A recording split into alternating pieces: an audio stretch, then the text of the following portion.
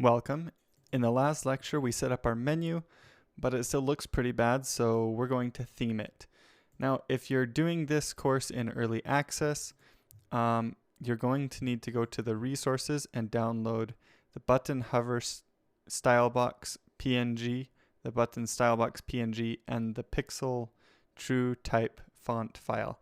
These are resources that I've made and added during the early access, so they won't be in the original download. However, if you're not in early access, they should already be in your UI folder inside of your project, and you won't have to copy them over. But I'm copying them over now. Like you can see, I just copied and pasted them in. So you want to download them and copy and paste them into your UI folder, and then you should be ready to do this lecture. So the first thing we're going to do is make a new theme. Now, themes in Godot are a general, you set up the theme and it tells Godot how to display different UI elements. So this theme right here is the default theme that runs in Godot, and it honestly looks pretty bad. However, if you want a theme that doesn't look too bad and doesn't require any work, well, let's start by first saying that themes are propagated or inherited down through each node in a control scene like this. So we have our base start menu node here, control node. If we give it a theme, all of the children nodes will have that same theme applied to them. So generally speaking, you'll want to do that. There is a default theme setting in project settings, but it appears to have a bug in this current version of Godot, and so we won't be using that. We'll be just applying our theme to this base node here, and it will then apply it to all the other ones. So come over to here and choose theme and do new theme, then click on that, and this will open up, but we can't bring this up and down. What we actually have to do is click on theme, and we still can't do it, so we click it and click it again, and now we should be able to bring it up and down like this. And we can edit this theme. You can see this shows how all the different UI elements will be displayed.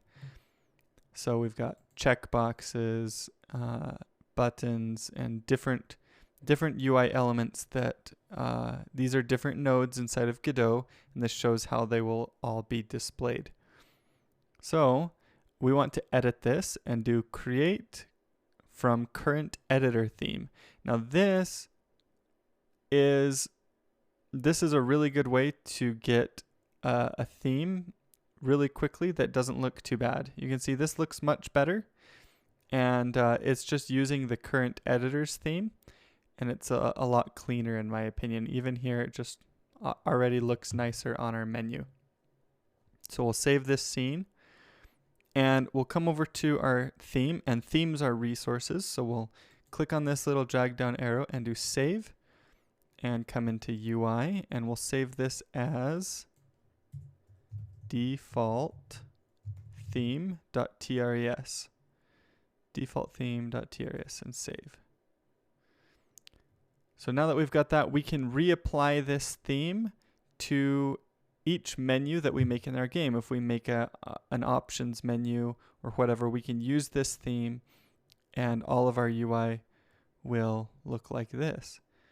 And so this doesn't look too bad. It looks better than what we had before, but it's still doesn't match our game, and it doesn't really look that great still. So we'll edit this theme. So the first thing, and you'll see over here on the side, this is where all the theme properties are that we can edit. So the first thing we'll update is the font, because that will make a big difference. This font is not a pixel art font, and it doesn't match our game at all. So we'll need to create a new font. We've made custom fonts before, so this will be a little bit of review, but it's a little hard to remember. So we'll right click on UI, do new resource, and choose font, and we're going to make a dynamic font, and we'll call it pixel font. Now that we have pixel font right here, we can double click on it, and over here it will bring up the settings for it. It needs font data. We're going to use the pixel.tff file and drag it into font data, and we'll set the size to 6. And I found that extra spacing on top with just 1, so it adds 1 pixel to the top for a little extra spacing. That seems to work good. Make sure the font color is white and save. Click on our start menu again, and you can see our theme has a default font. So we'll grab the pixel font.tref, not the TFF, the tref resource that we made, drop it right here. And you can see that gets applied now to the buttons in our scene. And if we run the game, we're going to get a menu that looks significantly better than what we had before. Just because it has pixel art font now, it matches our game style. But we want to theme the buttons so that they match as well.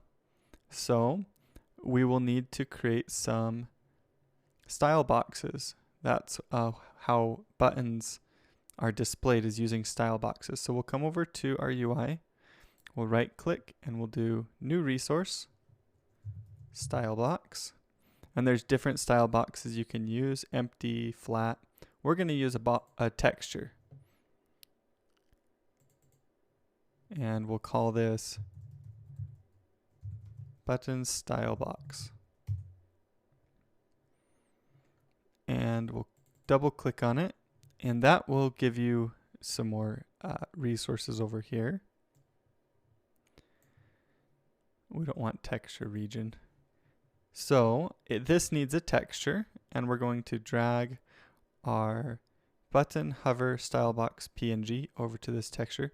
Let me show you what this, well, you can see it right here, what the texture looks like, but it's not very complicated. All it's going to have, oh, that's the hover one. We want to do the normal one. All it's going to have is we're going to be making a 9 frame or a 9 slice. So we're going to slice up this image. So the center will be stretched across a big space, kind of like this is stretched over here. But then we'll have the corners and these top parts displayed on the edges. And this is not what we want. This is just stretched. This is our preview. You can see it's just stretched. So we need to set our margins. And the margins are determined. You're basically going to tell it how far to go over for each edge. And you can see we want these 2 pixels on the left to count as the left edge. So if you had, for example, more of an arc here in your pixel art that was like 6 pixels over, then you'd need a larger margin for that to account for that larger edge. But this one's only 2. So we'll do 2 on the left, 2 on the right, 2 on the top, and 2 on the bottom. And you can see now that it's now properly showing what it would look like if that box was stretched this big, because the center is all black, but then we get our nice little corners and edges in this. So we can save this, come up here, and we'll just do save.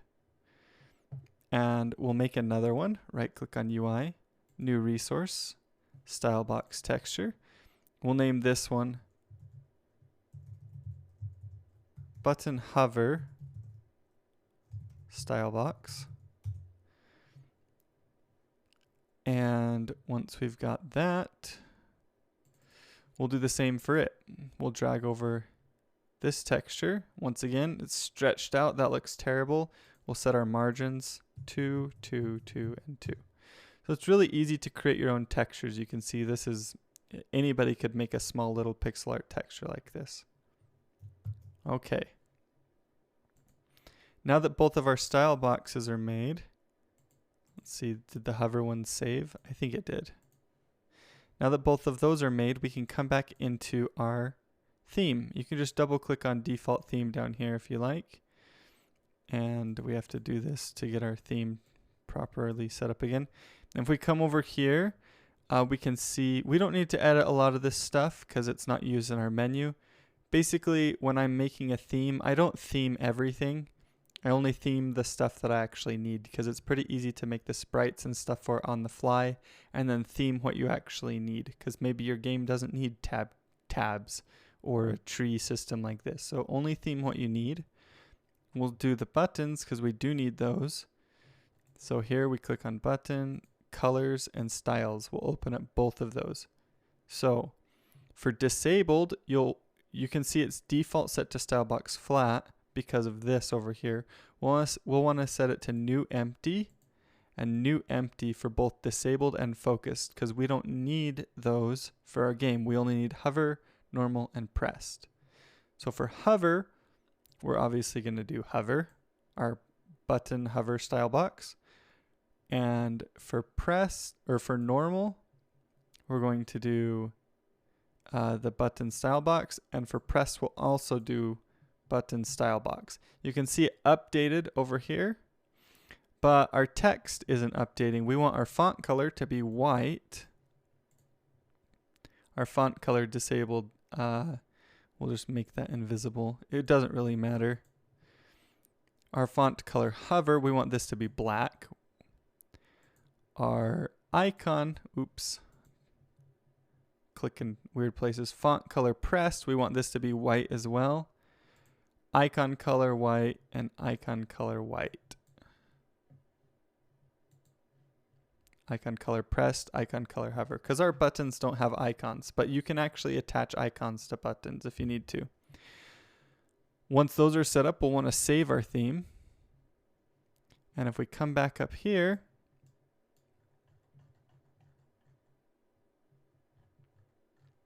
the font is still kind of gray, the font color. So we may need to check our default font.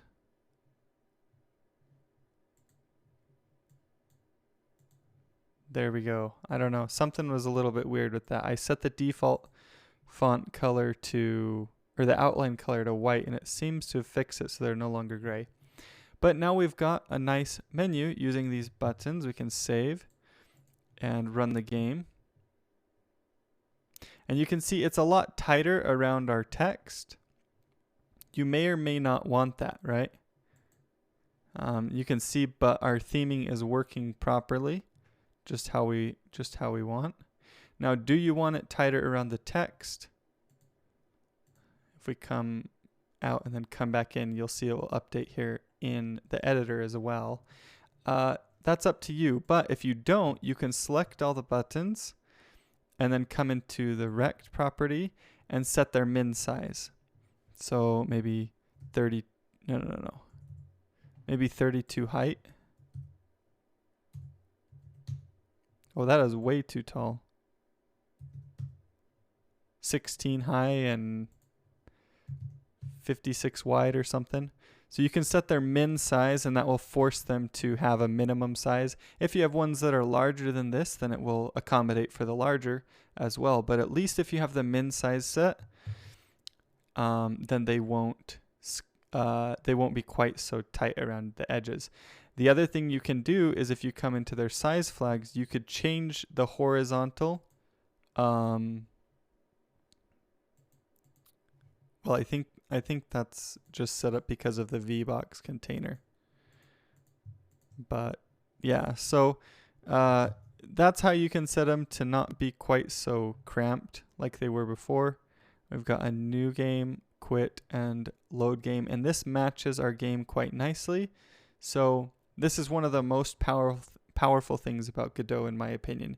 You can use their built-in UI nodes that have all the logic done for you, like hovering and stacking inside of a VBox container and all of that stuff, and then you just theme it to match your game, and it's so cool to me. So that's going to be it for this lecture. Hope you guys enjoyed it and learned something. Thank you guys so much for watching, and I'll see you all in the next one.